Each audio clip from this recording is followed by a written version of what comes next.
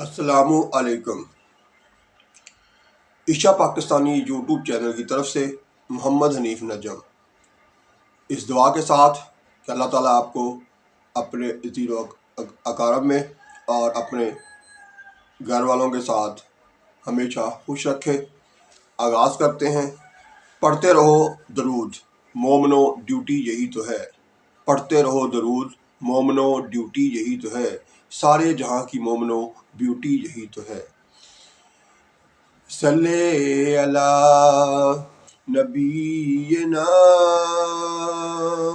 صلی علی محمد، صلی علی شفیعنا، صلی علی محمد۔ پیارے پاکستانیوں اور سچے مسلمانوں، آج ہم اپنے پیارے آقا حضرت محمد خاتم النبیین صلی اللہ علیہ وآلہ وصحبہ وسلم کے ایک فرمان یعنی ایک حدیث پر بات کریں گے۔ حدیث ہے الصلاۃ علی وقتہا۔ یہ سنن نسائی حدیث نمبر 611 ہے، یعنی 611۔ اس کا ترجمہ ہے نماز کو اس کے وقت پر ادا کرنا۔ یعنی ہمارے پیارے آقا صلی اللہ علیہ وسلم نے فرمایا کہ نماز جو ہے اسے پڑھنا تو اس کے وقت پر پڑھنا۔ تو اب اسی حوالے سے ہم بات کریں گے وقت کی پابندی، یعنی اس حدیث میں ہمیں یہ بتایا جا رہا ہے کہ کام جو ہے اپنے وقت پر ادا کرنا، یعنی نماز جو ہے وقت کی پابندی سکھاتی ہے۔ تو وقت کی پابندی سے مراد ہے کہ ہر کام اس کے مقررہ وقت پر ادا کیا جائے۔ اب مقررہ وقت پر اس لیے ادا کیا جائے تاکہ آپ کی زندگی کا ایک باقاعدہ سلیقہ بنا رہے۔ نماز جب آپ وقت پر پڑھ رہے ہیں تو اگلی نماز کا ٹائم بھی آنا ہے، اس کا بھی آپ کو اہتمام رکھنا ہے۔ تو اس کا مطلب یہ ہوا کہ آپ نے اگر ظہر کی نماز ظہر کے ٹائم پہ ادا کر لی ہے تو آپ سلیقے سے عصر کی ٹائم تک اپنے کام شام نپٹا کے، اس دوران جو آپ نے کام کرنے وہ کر کے عصر کے وقت بھی وقت پر ریڈی ہو جائیں گے۔ اسی طرح سے ہمیں وقت کی پابندی یہ بھی سکھاتی ہے کہ ہم اپنے کام جب وقت پر کریں گے، سلیقے سے کریں گے تو ہم ہر جگہ کامیاب ٹھہریں گے۔ مثلا اللہ تعالیٰ کا سارا نظام جو ہے وہ ایک پابندی کے ساتھ چل رہا ہے۔ سورج اپنے وقت پر نکلتا ہے اور سارا دن جو ہمارے پاس 12 گھنٹے سے لے کے 17 گھنٹے تک ہوتے ہیں ان میں وہ اپنا سفر کرتا ہے، لیکن ساتھ ساتھ ہم اللہ کی مخلوق بھی اپنے اپنے ٹائم کو، اپنے اپنے وقت پر اپنے ہر کام کو کر رہے ہوتے ہیں۔ تو اسی طرح سے اور جو چیزیں ہیں ساری اپنے اپنے وقت کے مطابق چل رہی ہیں۔ پہلے زمانے میں جب گھڑیاں نہیں ہوتی تھی، وقت کا اندازہ کرنے کے لیے دن کو سورج کی جگہ کا اندازہ لگا کے سوچا جاتا تھا کہ اس وقت دن کا کتنا حصہ گزر چکا ہے، کتنا باقی ہے۔ اسی طرح سے رات کو چاند کو دیکھ کر اندازہ لگایا جاتا تھا، یہاں تک کہ بلکہ سمتیں طے کی جاتی تھی کہ اس وقت ہم مشرق کی طرف ہیں یا مغرب کی طرف جا رہے ہیں یا ہم شمال اور جنوب کی طرف جا رہے ہیں۔ یہ سارا کچھ ایک سورج جو ہے ہمیں اور رات کو چاند کی شکل میں ہمیں ایک تعین کرنے کے لیے ہدف دیا گیا تھا۔ اسی طرح سے اس وقت سے ہی ہم اس طرح سے قدر کرتے ہیں کہ ہم دیکھتے ہیں کہ ایک طالب علم جو ہے وہ کس طرح وقت پر سکول پہنچتا ہے، پھر وقت پر وہاں پر ہر پون گھنٹے بعد یا آدھ گھنٹے بعد بیل بجتی ہے اور اس کے بعد پھر وہ دوسری ٹیچر یا دوسرا ٹیچر جو ہے استاد جو ہے پڑھانے کے لیے وہ آ جاتا ہے۔ اسی طرح طالب علم کو سارا دن اس سکول ٹائم میں یہ سکھایا جاتا ہے کہ ہر کام اپنے وقت پر کیا جائے۔ پھر اس کے بعد طالب علم جو ہے وہ گھر آتا ہے، گھر آ کے بھی اس کو ہر کام اپنے وقت پر کرنے کا موقع ملتا ہے۔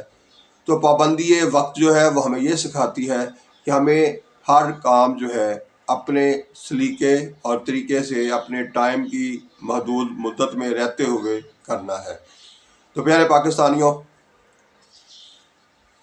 ایک طرف تو ہمیں یہ سبق دیا گیا ہے اور دوسری طرف ہم جو کوتاہیاں کر رہے ہیں پاکستان میں، کہیں بھی کوئی فنکشن ہے، کہیں کوئی پروگرام ہے، کہیں بھی کوئی، حتیٰ کہ اب تو یہ صورتحال ہو گئی ہے کہ ہر کام میں ہم وقت کا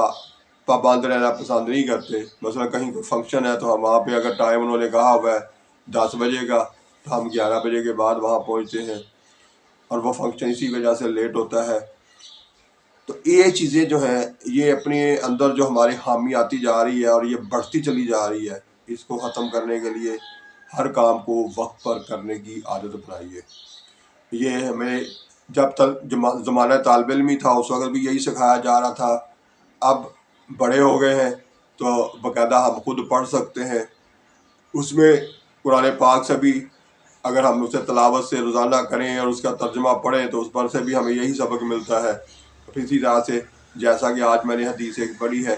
تو اس طرح بہت ساری احادیث، بہت ساری روایات میں وقت کی پابندی سکھائی گئی ہے، لیکن کیونکہ نہ ہم اول تو ہم پڑھتے نہیں ہیں، اگر غلطی سے پڑھ لیتے ہیں تو وہ اس کا ترجمہ، اس کا مفہوم سمجھنے کی کوشش نہیں کرتے۔ تو میرے پیارے پاکستانیوں، سب سے بڑی بات یہی ہے کہ پہلے علم حاصل کیا جائے، پھر اس پر عمل کیا جائے اور پھر عمل کرنے کی دوسروں کو بھی ترغیب دی جائے۔ تو اس طرح سے ہمارے معاشرے میں بہتری آ سکتی ہے۔ وقت کی پابندی آ جائے تو بہت سارے مسائل حل ہو سکتے ہیں۔ ہم نے کسی کو ٹائم دیا ہوتا ہے کہ اتنے بجے فلاں جگہ پہنچنا ہے، اب وہ پہنچ جاتا ہے لیکن آپ خود نہیں پہنچتے ہو، تو یہ بھی کوتاہی ہے۔ وہ جتنی دیر وہ اللہ کا بندہ وہاں کھڑا ہو کے آپ کا انتظار کر رہا ہے، اتنی دیر اس کو ثواب مل رہا ہے لیکن آپ کو گناہ مل رہا ہے، کیونکہ آپ اس کو انتظار کروا رہے ہیں، اس کا وقت ضائع کر رہے ہیں۔ تو میرے پیارے پاکستانیوں، یہ تو بات ہو گئی وقت کی پابندی کے حوالے سے تھوڑی سی۔ اب آتے ہیں اپنی عام لائف میں جو ہم کوتاہیاں کرتے چلے جا رہے ہیں اور جو میں روز یاد دلاتا رہتا ہوں، اور مجھے پتہ ہے اسی وجہ سے آپ کو میری ویڈیو پسند بھی آتی ہے کہ جو جنرل ہمارے اندر عام جو ہمارے اندر کوتاہیاں ہیں، ہمارے اندر جو سستیاں ہیں، ہمارے اندر جو کاہلی ہے، اس ساری چیزوں کو ختم کرنے کے لیے ہی زور دیتا ہوں، اور آپ کو میری یہ باتیں پسند آتی ہیں، بلکہ میں آپ کا شکریہ ادا کرتا ہوں کہ آپ میری ویڈیو کو آگے شیئر بھی کرتے ہیں، اپنے جاننے والوں تک بھی پہنچاتے ہیں۔ تو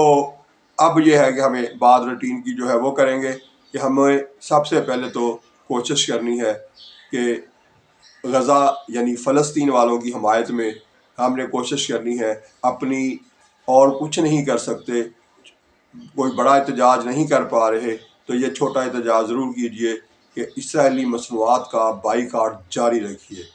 جو مختلف میڈیا رپورٹس آ رہی ہیں اس کے مطابق اس وقت اسرائیلی مصنوعات کا بائیکاٹ جو ہے اتنا کامیاب ٹھہرا ہے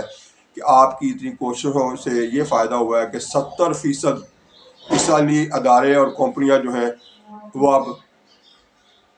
پیچھے کو جا رہے ہیں اور ان کو نقصان ہو رہا ہے، اور یہ نقصان، معاشی نقصان جو ہے، اسی وجہ سے اسرائیل شاید اس کو یہ دھچکا جو لگے گا اس سے وہ فلسطینیوں پر ظلم کرنا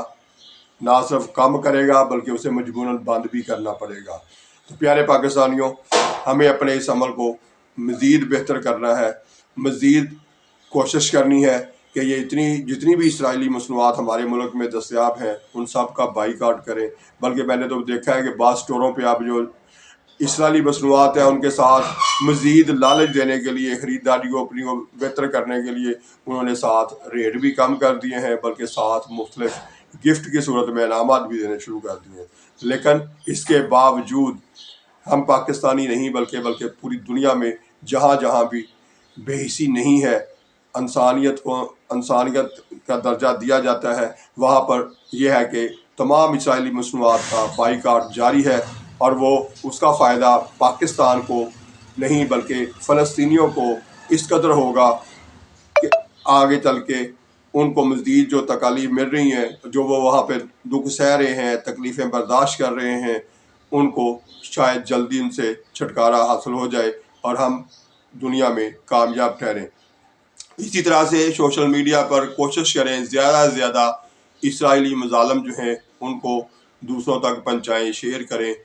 تاکہ یہ ظلم جو ہے جلدی جلدی لوگوں کے ذہنوں میں آئے، ان کی نظروں میں آئے، اور اس کے بعد لوگ شدید احتجاج کریں، اپنے حکمرانوں کو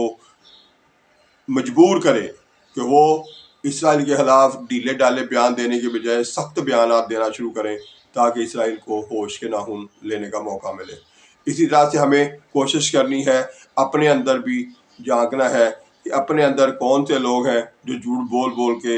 جو غیبت کر کر کے معاشرے کو مزید پستی کی طرف لے جانے کی کوشش کر رہے ہیں، اور آپ نے اپنا مثبت کردار سچ بول کے، ایمانداری سے دوسروں کے ساتھ اچھا سلوک کر کے، آپس میں ایک دوسرے کو اچھا رویہ دے کے آپ نے اپنا کردار ادا کرنا ہے، اور انشاءاللہ تعالی ہم اپنی جگہ پر ضرور کامیاب ہوں گے، کیونکہ اللہ تعالیٰ کا نظام جو ہے وہ یہی ہے کہ ہر جگہ سچائی جیت جاتی ہے اور جھوٹ جو ہے وہ ہار جاتا ہے۔ تو اسی لیے آپ نے اپنی جگہ پر ڈٹے رہنا ہے، انشاءاللہ تعالیٰ آپ ضرور کامیاب ہوں گے۔ تو میرے پیارے پاکستانیوں، آج کی اس ویڈیو میں ہم نے بات کی وقت کی پابندی پر، اور ساتھ ساتھ اپنا جو اسرائیلی مصنوعات کے خلاف احتجاج ہے، یعنی ان کی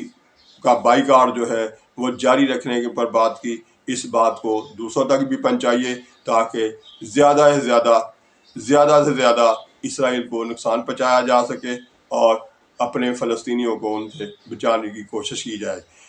پیارے پاکستانیوں، اگلی ویڈیو تک کے لیے اللہ حافظ۔ پاکستان زندہ باد۔